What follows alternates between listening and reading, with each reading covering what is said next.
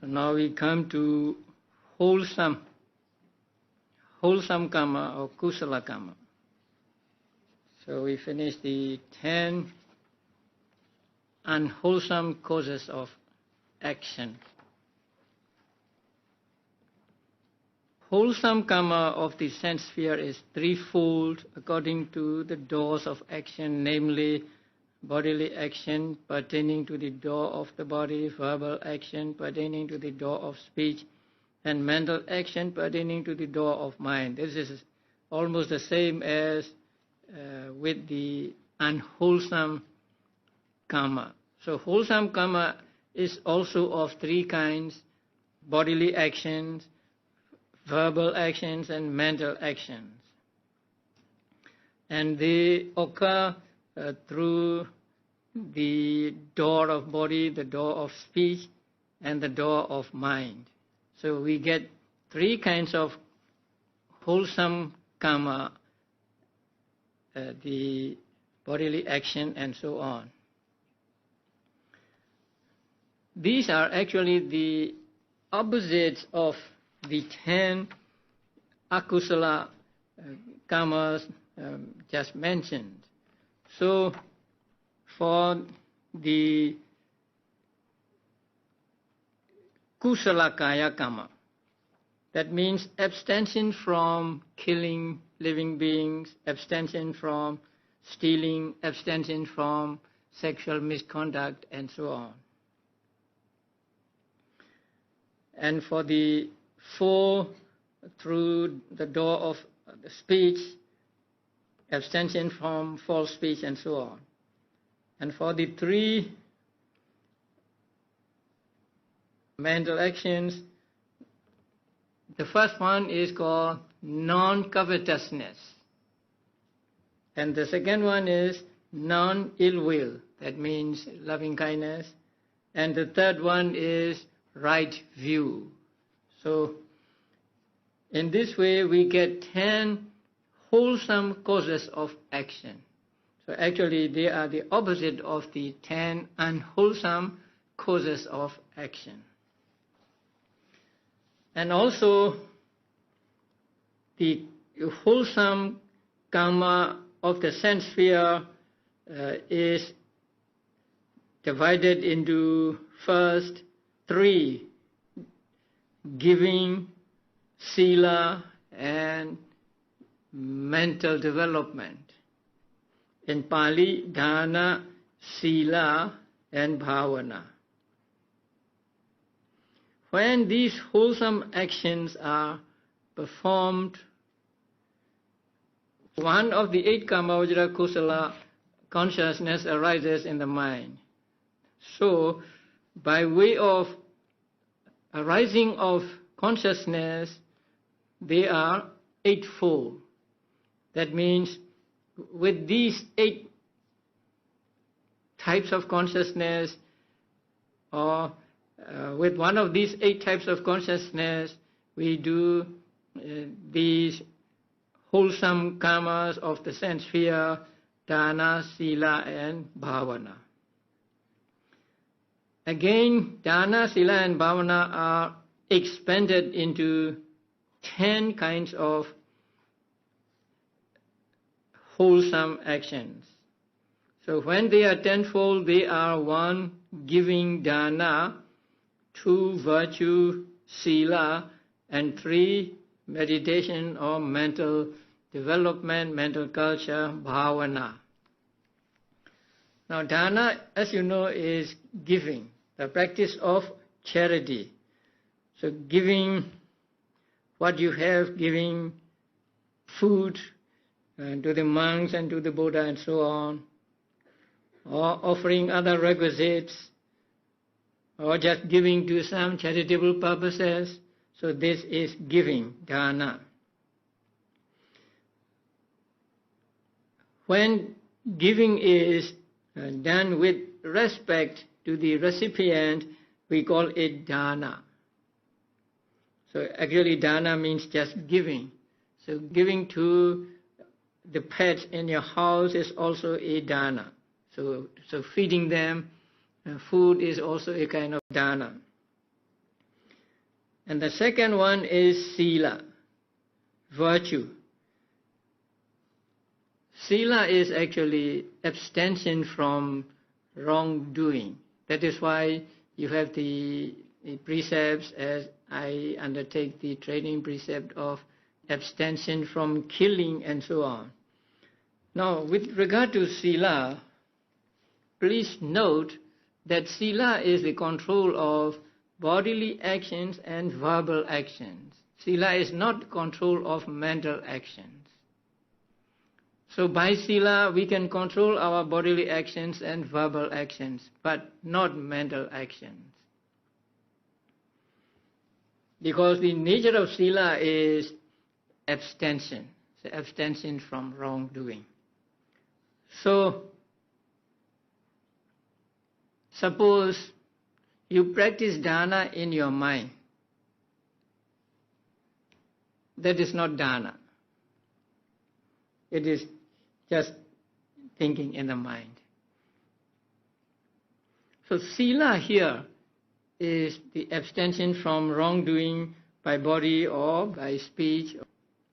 So if you think of killing a human being or killing a being, just thinking will not constitute breaking of sila.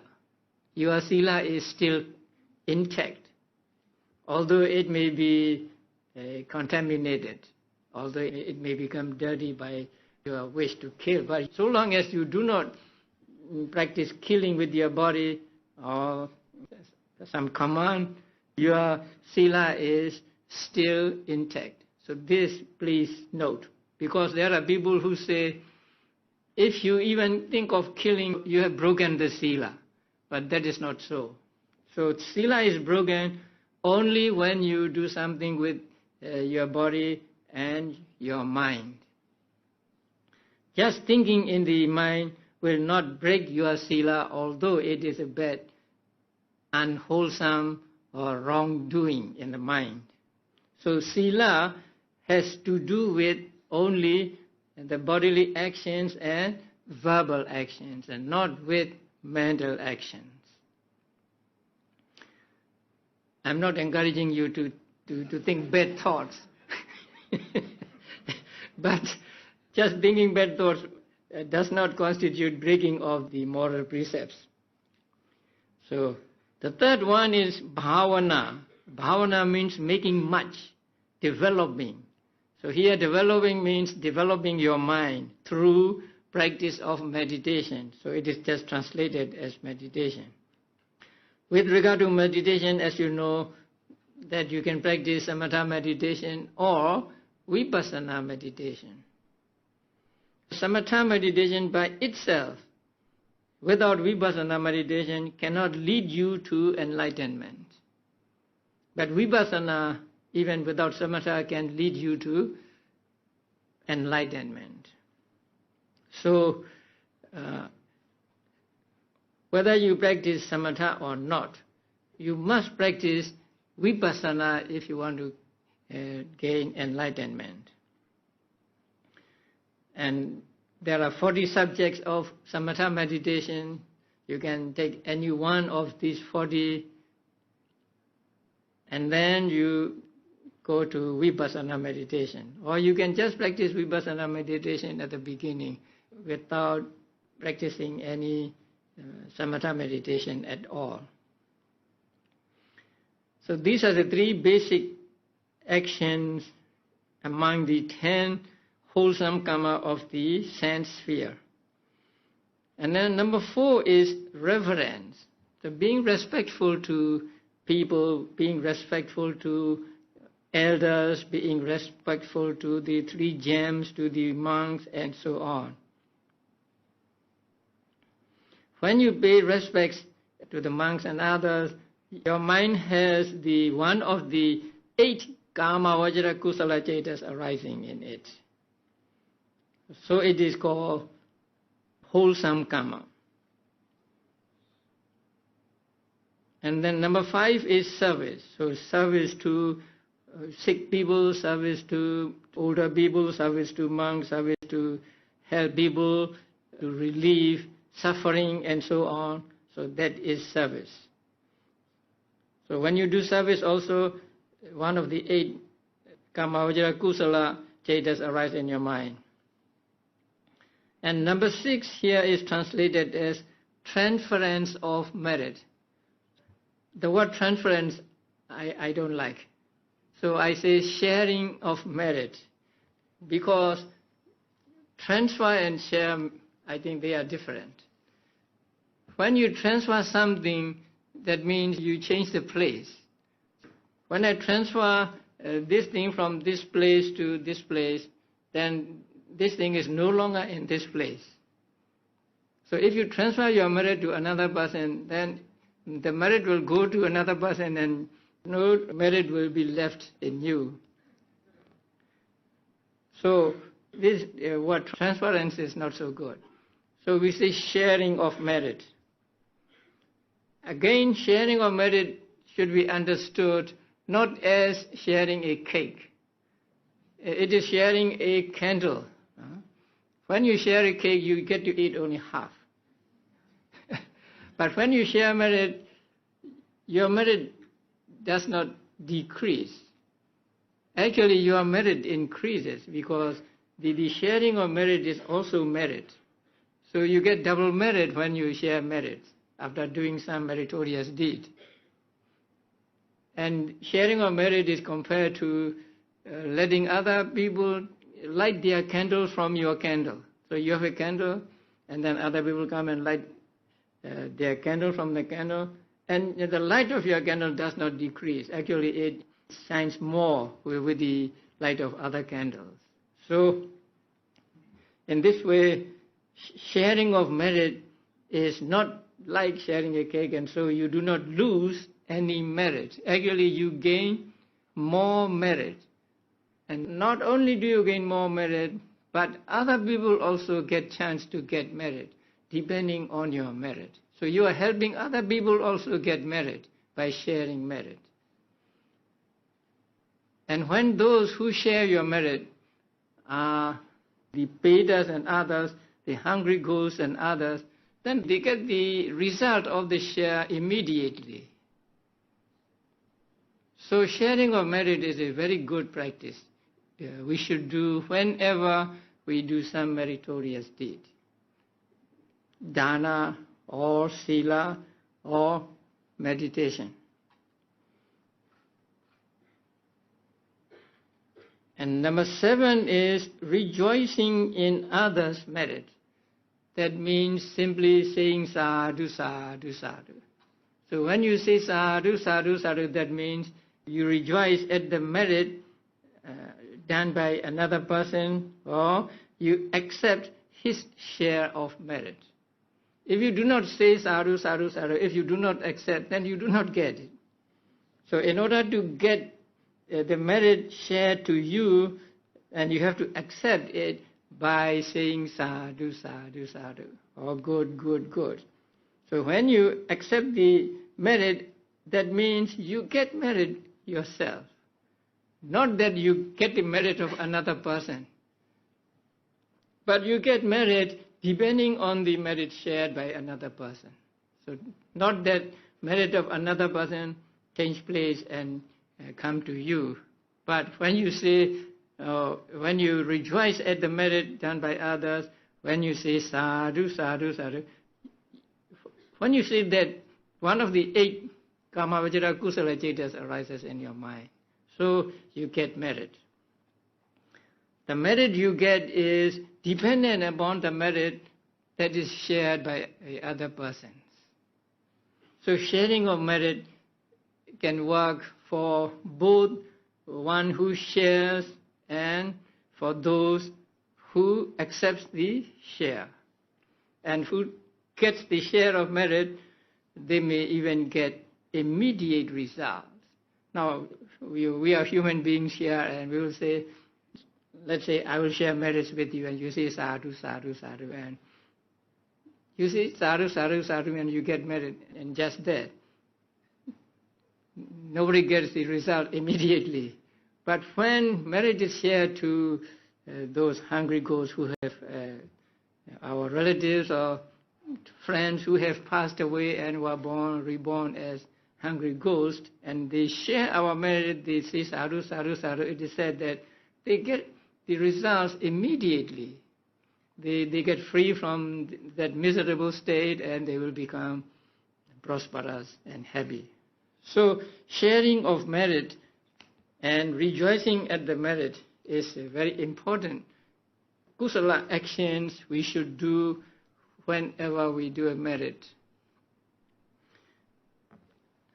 So, sharing of merit and rejoicing in others' merit. Now some people say, we want to know, can we say sadhu, sadhu, sadhu, even though merit is not shared to us? We see some people do some meritorious deed, and let's say they don't share merits with us, and we see them doing it and we are happy about that. Can we say sadhu, sadhu, sadhu and get the share? Yes. So whether merit is shared to you or not, you see somebody doing merit and then you say, good, good, good, sadhu, sadhu, sadhu, then you get the share of merit. Okay. And number 8 is hearing the Dhamma, listening to the Dhamma talk, attending classes like this. So this is included in what? Bhavana, mental culture, hearing the Dhamma. So learning an innocent type of knowledge, not learning something with which to cause harm to others, but learning some innocent knowledge is also hearing the Dhamma. So it is also a kind of bhavana. And teaching the Dhamma, giving Dhamma talks and teaching classes like this is also an act of kusala. And teaching other innocent subjects is also a teaching the Dhamma. So the number 8 is called Dhamma Savana, and number 9 is called Dhamma Desana. So both hearing the Dhamma and teaching the Dhamma are included in the bhavana. And number 10 is straightening out one's views. That means getting the right view of things. Right view here means understanding that beings have karma only as their own property. So this is the belief in karma, the law of karma. Now Buddha always said, beings have karma as their own property. Karma is their matrix, or that is their mother. Karma is their relative. Karma is their refuge, and so on. So, believing in the law of karma, or understanding that beings have karma alone as their property, and whatever they do, either good or bad, they will get the results of their karma. So this is called a straight view or correct view. And this correct view can take many forms. Believe in the karma as the property of beings, and also seeing the true nature of things during the practice of meditation. That is also a straightening out one's views. Before you practice meditation, you may think that things are permanent for some time at least. But when you practice meditation, you really see the objects coming and going through your own observation. Then you come to the conclusion that nothing is impermanent. So when you see nothing is impermanent, you also see that things are bombarded by arising and disappearing. And there is nothing you can do about it. You have to accept what it is there. And so you see the impermanent nature, suffering nature, and non-soul nature of things. So seeing these three characteristics is also called right view. And the attainment of path is also called right view and so on. So here we are concerned with only karma vajra, sense sphere wholesome karma. So here right view means understanding of the law of karma and also seeing the three characteristics of all conditioned phenomena through vipassana meditation. So these are the 10 that are called 10 wholesome karmas. So there are two sets of 10 wholesome karmas. The first one is the opposite of the 10 unwholesome karmas, beginning with panadipada and so on. This list is different, and this begins with dana, sila, bhavana and so on.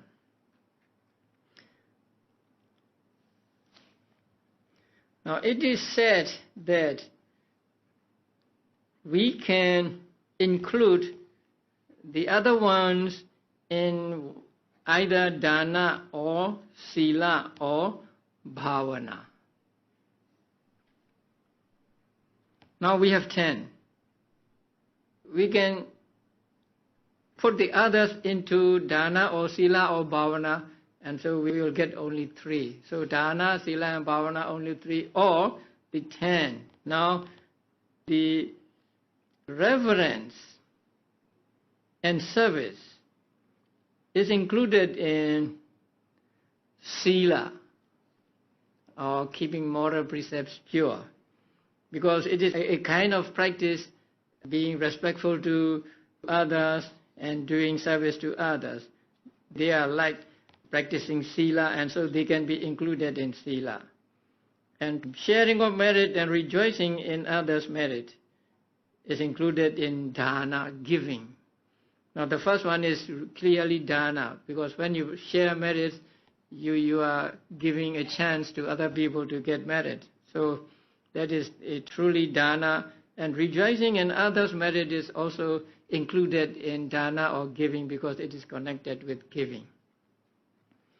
And hearing the Dhamma and teaching the Dhamma and straightening out one's views is included in bhavana, meditation or mental development. And also the commentaries say that straightening out one's views can be related to all of them. Not just to bhavana, but also to dana and sila. Because only when you have straight view do you practice dana, sila and so on. Because guided by this straight view, we do dana, we do sila and so on. All these 20 kinds, unwholesome and wholesome, are known as karma pertaining to the sense sphere. This is karma vajra karma. So 12, this is by way of arising of consciousness. So 12 unwholesome karmas and 8 wholesome karmas. That means 12 chetanas accompanying 12 akusala chetanas and 8 chetanas accompanying 8 kama vajra kusala. So these 20 are called kama vajra karma. Karma pertaining to the sense sphere, that belongs to sense sphere.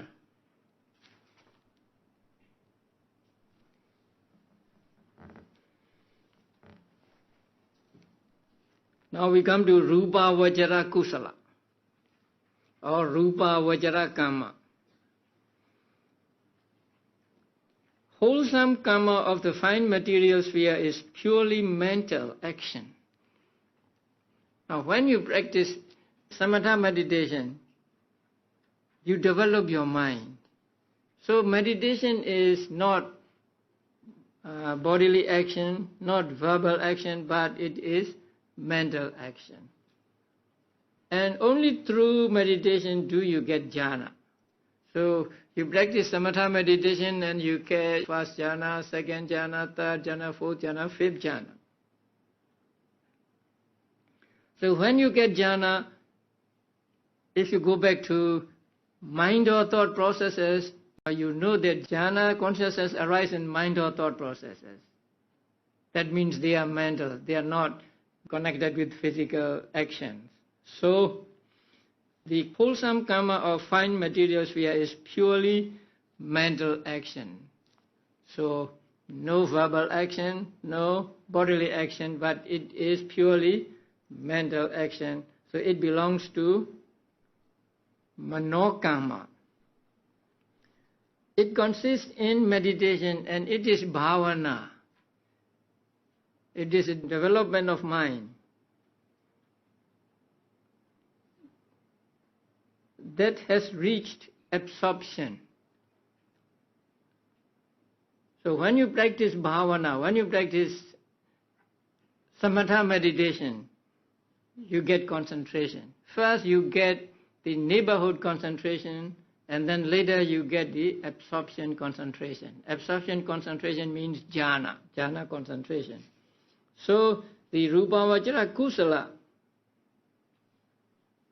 action is one that has reached absorption, or it must be jhana, and is fivefold by distinction of jhana factors. So the rupavachara jhanas are 5 in number: first, second, third, fourth, fifth.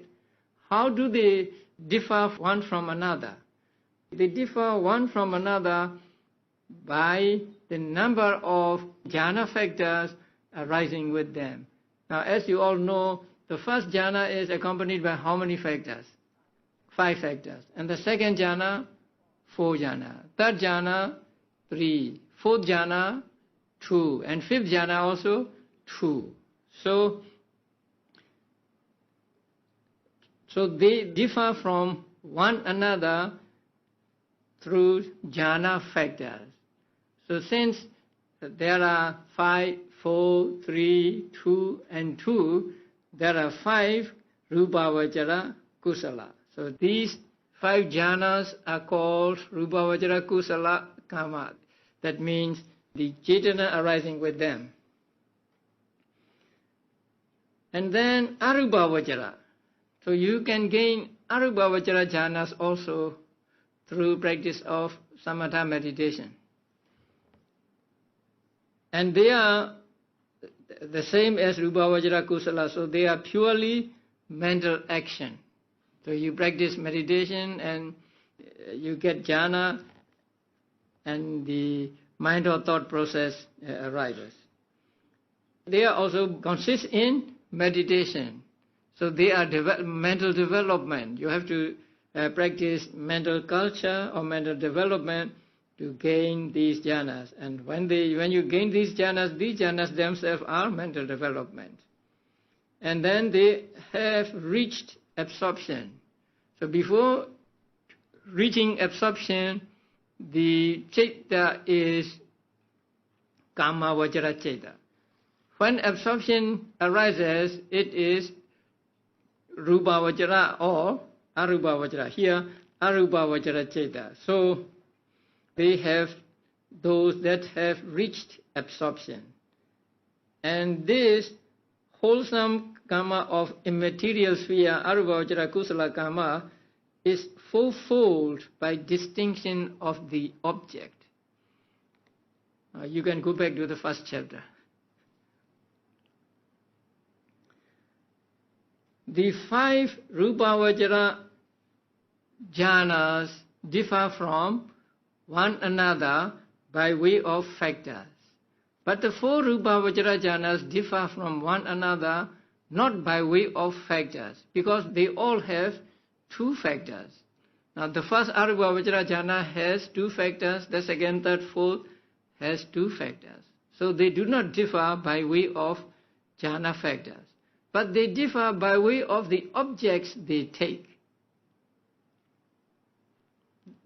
The first arupavachara jhana takes what as object? The concept of space.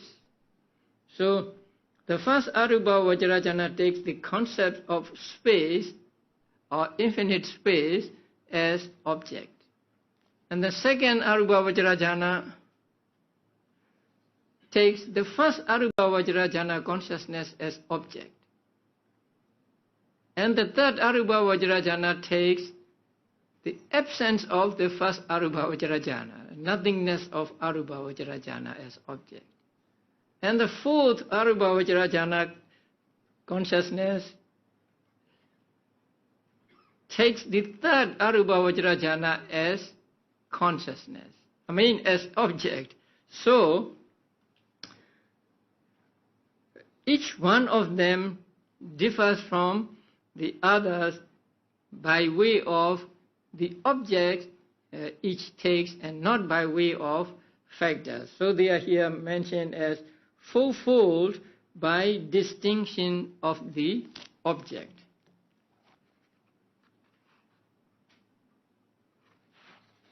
Now if you can turn the book to page 64.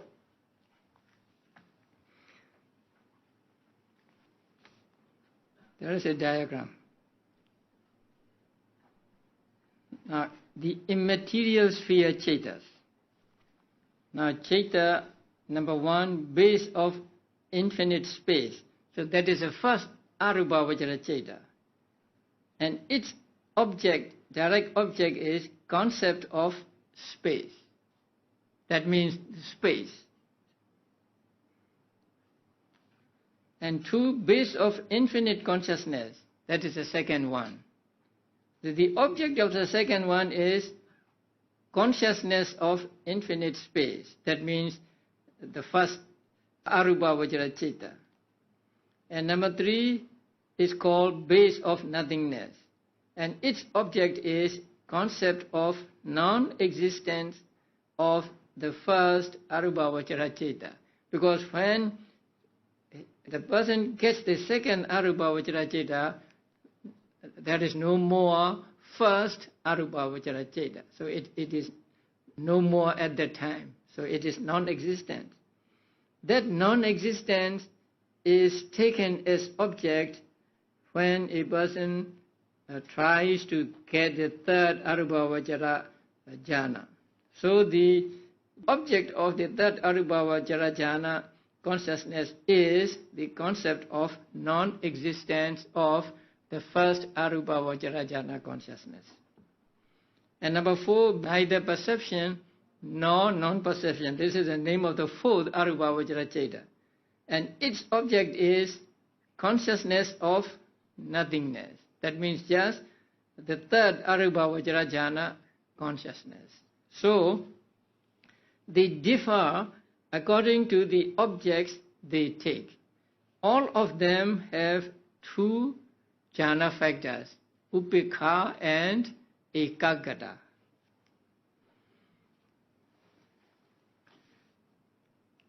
And there is also in the chart transcendent object. By transcendent objects also they are different from one another. The first Chitta must transcend or go beyond the concept of kasina. And the second must go beyond concept of space. The third must go beyond concept of infinite space, and the fourth must go beyond concept of non-existence, and so on. So each one of the Arupa Vajra Chetas has two kinds of object. The object they take and the object they have to transcend. They have to go beyond. So by direct object or by transcendent object, each one is different from another. And so the wholesome karma of immaterial sphere is fulfilled by distinction of the object. So up to now we have covered the karma. Kama Vajra Kama, Rupa Vajra Kama, and Arupa Vajra Kama. And Kama Vajra Kama is divided into Akusala Kama and Kusala Kama. And then Rupa Vajra is only Kusala. And Arupa Vajra also is only Kusala.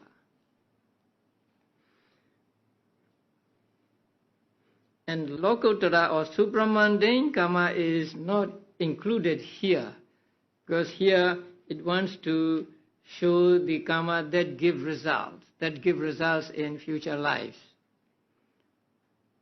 So now we will try to see what karma gives, what results, where and when. Now it is a little complicated. But complicated or not, we must go through it. Now, unwholesome karma. Now there are, let us say, 12 unwholesome chetas.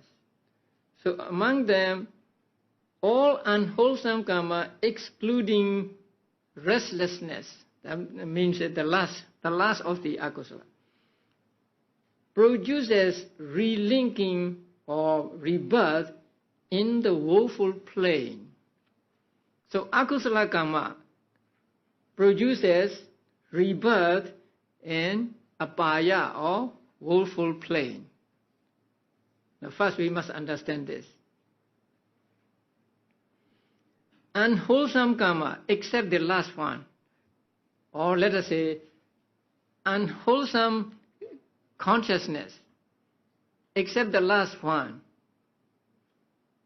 produce rebirth. In where? In the woeful plane. That means in hell, in animal kingdom, in hungry ghosts, and in the host of asuras. So in one of those, they will fructify, they will give result. The result they give is, first here, patisandhi or rebirth. So as a result of the 11 akusala chetas, a being is reborn in hell, or as an animal, as a Peta, or as an asura.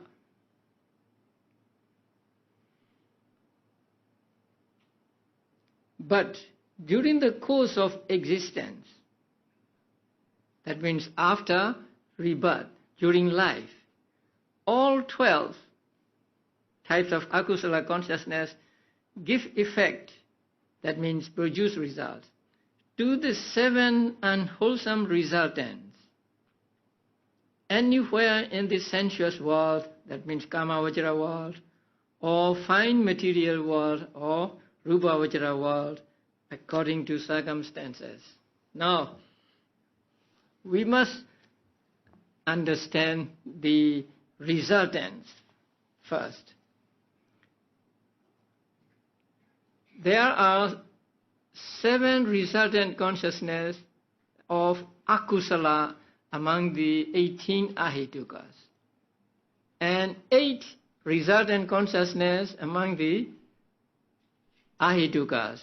Now they are resultant of kusala, and then 8 resultant consciousness of kama vajra sobhana, and then 5 rupa vajra resultants and 4 arupa vajra resultants. So now we are to concentrate on the 7 resultant of akusala, 8 resultant of kusala among the ahituka or rootless consciousness, and 8 resultant among the kama vajra sobhana. So here it is said, during the course of existence, that means during life, all 12 means all 12 akusalas, including the last one, give effect to the 7 unwholesome resultants. So these 12 will produce the 7 unwholesome resultants among the ahitukas or rootless consciousness, anywhere in the sensuous world. In the kama vajra world, how many realms are in the kama vajra world? 11. Or the fine material world. How many? Fine material world, Brahma world,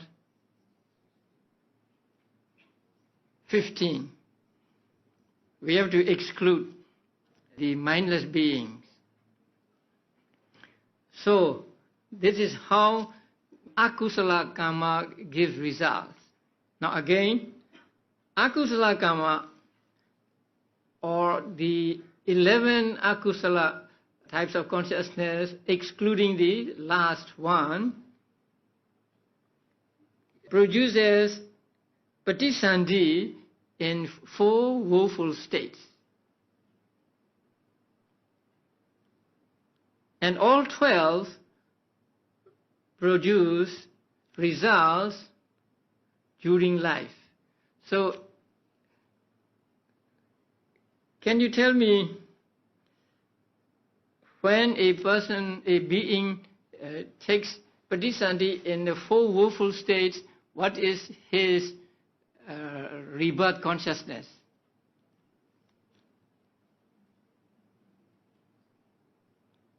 This one, right? So, let us say the 11 akusala chetas give the Santirana as a rebirth result. And during lifetime, all 12 akusala chetas give these, all 7. In which realms? In all Kama Vajra realms and Rupa Vajra realms.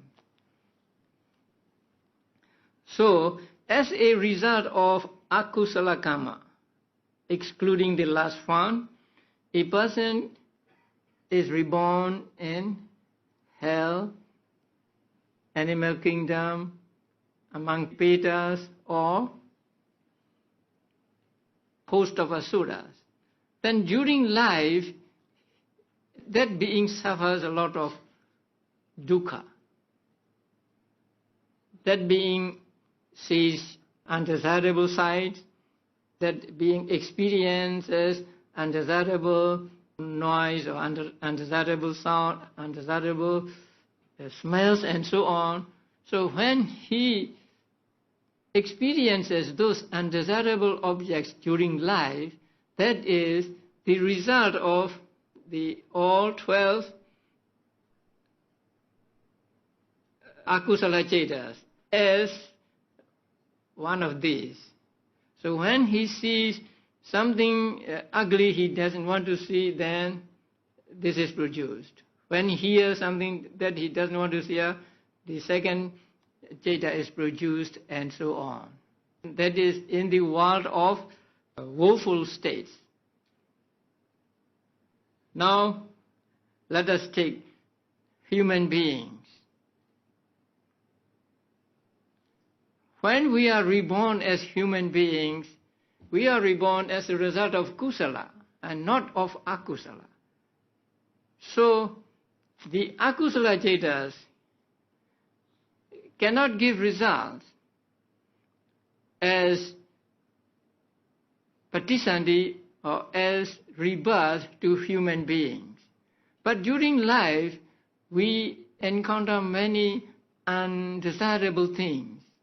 We see undesirable objects, we hear undesirable sounds, we smell undesirable smells, and so on. When we experience something that we don't want to experience, then these 12 are producing the 7 resultants to us. So when we see something which we do not want to see, then the I consciousness arises in our mind. And that I consciousness is the result of akusala karma. So when we hear something we don't want to hear, then we have the hearing consciousness, which is the result of akusala. So, all 12 akusala karmas give the 7 akusala resultant chetas as results during lifetime. So we have to differentiate the result as result at rebirth and result during lifetime. So I hope you remember. Now the result of akusala, we'll go back. Result of akusala. So among the 12, the last one is said to be too weak to produce rebirth result. So it cannot give rebirth because it is restlessness, and so it is restless and it is not strong. But the other 11, when they give rebirth as result, where do they give? In which realms? In the 4 woeful states, in the 4 lowest states. That is, at the moment of relinking, at the moment of rebirth. But during lifetime, now the restlessness, although it cannot produce rebirth results, it can produce during lifetime results. So with regard to during lifetime results, we have to take all the 12 akusalas as karma. And their results are the 7 resultant of akusala among the rootless consciousness. And they produce these results in where? In all Kamavajara planes, in all 11, including the 4 lowest planes. In all Kamavajara plane and also in Rupavajara plane. You know, Brahma may sometimes look down to the human world and they may see undesirable objects. So they can arise in the Brahmas also, the seeing consciousness, the result of akusala, and hearing consciousness also. The 8 Kamavajara kusalas also produce the ahituka results also. So it gives effect to the 8 rootless resultants anywhere in the sensuous world. That means in all 11 Kamavajara realms or the fine material world, Rupavajara realm, according to circumstances. So the akusala have only akusala results, but kusala have the kusala results with roots and kusala results without roots. So 2 kinds of results. So Kamavajra kusala gives both results with root and results without root. So the result of these 8, the Kamavajra kusala, are the 8 Kamavajra vibhaka and the 8 ahituka vibhaka of kusala. So in the sensuous blissful plane, the 8 gives these 8 as result. And during lifetime, the 8 gives the ahituka results anywhere in the sensuous world, anywhere in the Kamavajara, and also in Rupavajara. So when we see something we want to see, when we see something desirable, then the seeing consciousness arises. This seeing consciousness is the result of one of these 8 Kamavajara kusala. And when we hear something we want to hear, when we smell something we want to smell also, these types of consciousness arise, and they are the result of the 8 Kamavajara kusalas. And Brahmas also can see desirable objects, and they can hear the desirable sound.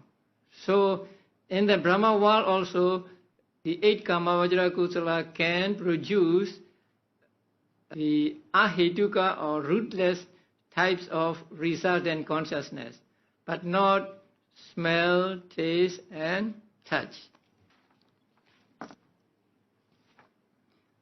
So this much we have to understand first. So let us go back again, the Kama Vajra Kusala.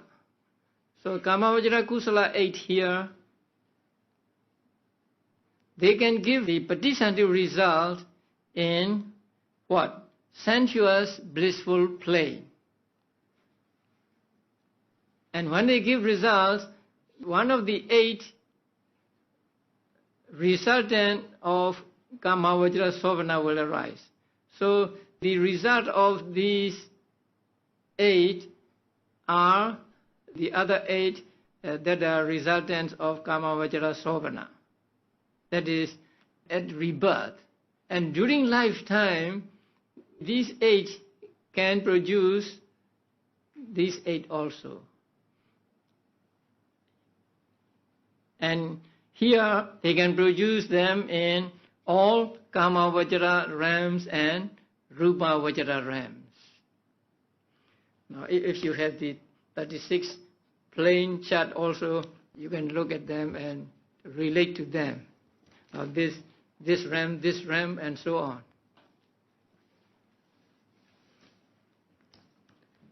This is the basis.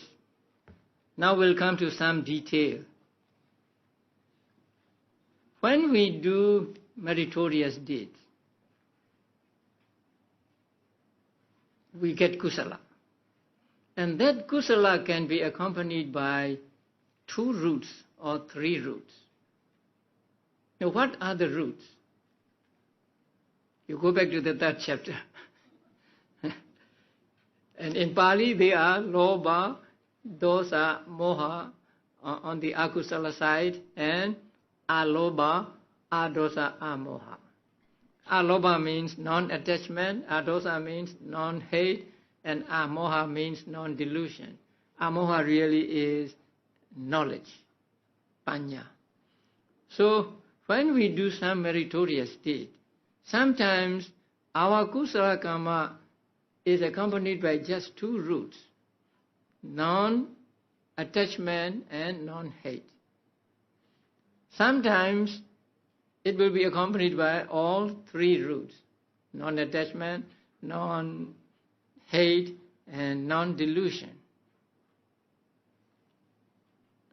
If we do some meritorious deed carelessly, not thinking about karma and its results and so on, then our kusala will be accompanied by only 2 roots. Because we do not invoke the knowledge to arise at that time. But if we do some meritorious deed with the understanding that there is what is called karma and there are what are called the results of karma, with that understanding, if we do the meritorious act, then our kusala is accompanied by 3 roots. So for our kusala to be accompanied by 3 roots, we must remember that there is karma and there are the results of karma. Or in other words, a belief in the law of karma. So with the belief, I don't want to use the word belief because belief could mean just blind faith. So with the understanding that there is karma and there are the results of karma, and also now I am doing this karma and so this karma will give results in the future. With that understanding we do the act, then our kusala is said to be accompanied by 3 roots. If we do karma carelessly, without thinking of the karma and its results, then knowledge will not be there. Then our karma will be accompanied by only 2 roots. So there are two kinds of kusala. Two-root kusala, three-root kusala. That is kama vajra kusala, not rupa vajra and arupa vajra. Rupa vajra and arupa vajra kusalas are always three roots. If you do not use knowledge, you cannot get jhanas. So that is always accompanied by three roots. But the kama vajra kusala can be accompanied by only two roots, or it can be accompanied by three roots, depending on how we do the act. That is why it is important that whenever we do a meritorious deed, we must make it three-root and not two-root. Because only three-root kusala can give you three-root results. We do not want two-root results. No? If we get two-root results, we will be doomed. we cannot get even jhana in that life. Okay, so there is three-root kusala. Again, this three-root kusala can be of superior quality and inferior quality. Here the word grade is used. So superior grade and inferior grade. Three-root kusala. But three-root kusala can be of superior grade, or it can be of inferior grade. Here also we must see to it that it is superior grade and not inferior grade. How are we to do that? It's very important and it's very beneficial, right? So in order for our three-root kusala to be of superior grade, then we must see to it that this kusala is preceded by kusala and followed by kusala. That means, suppose you have decided to make an offering. So from the moment you decide to make an offering, you should be happy about that offering. Whenever you think about that offering, you should be happy. And that is one important thing.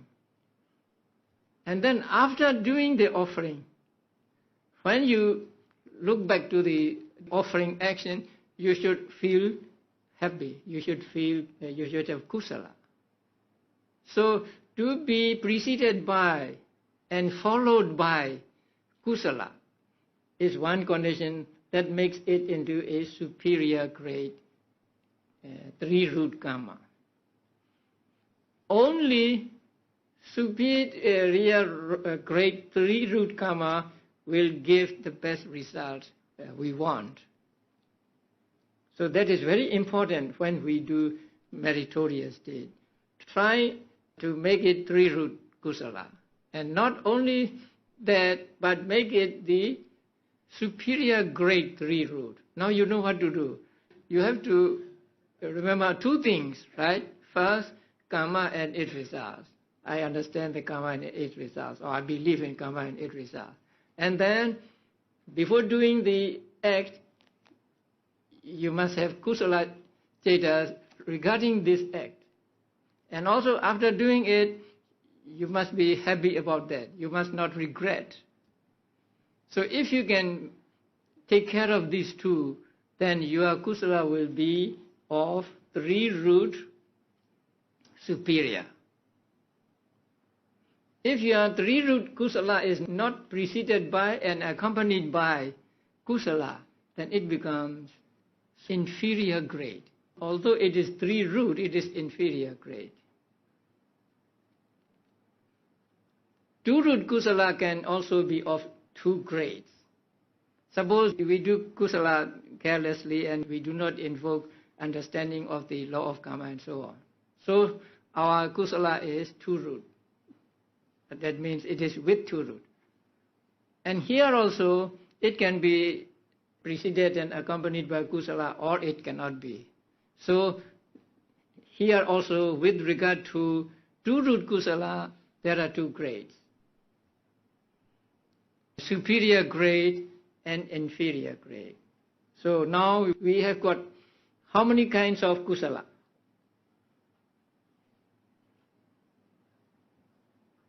4 kinds of kusala.